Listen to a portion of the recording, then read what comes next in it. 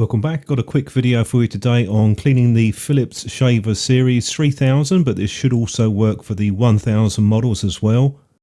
I'll just flip up the top. First thing to note is that you do have a choice on this. You can actually just take the head straight off if you want to. There is a metal hinge that's spring loaded, and you can see the clip part. It is actually quite strong, so you're not going to break it if you do take it off.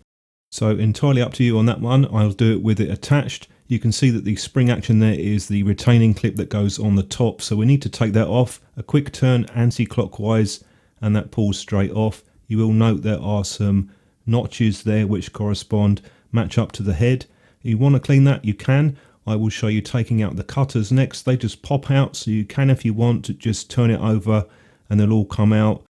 Next, you just pop out the foil that's underneath, and you can just do this for all of them. It comes out quite easily, but do note the notch on the foil at the front and the two tabs on the side, and that we'll get onto that later when we refit them into the head.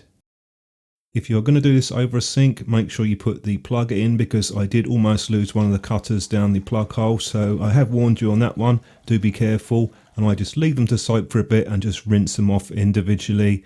They tend to clog up more if you're using it as a wet shaver with the foam and gel and things like that. But that usually just does the trick. If you want to do extra things like sharpen up the cutters, that's entirely up to yourself.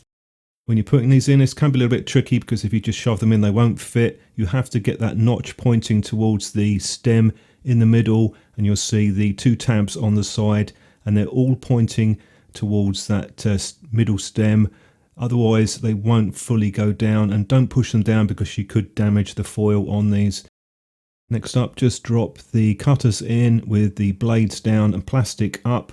There's no particular way to do that, just put them in and they fall into place, and do that for each of them.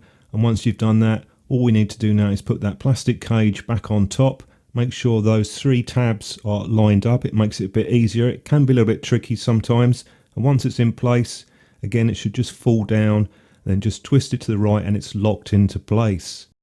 If you've done everything correctly, everything should be working fine. The foil should move around freely. Any problems, just make sure you undo it and check it again. Hopefully that was useful to you. Thanks for watching.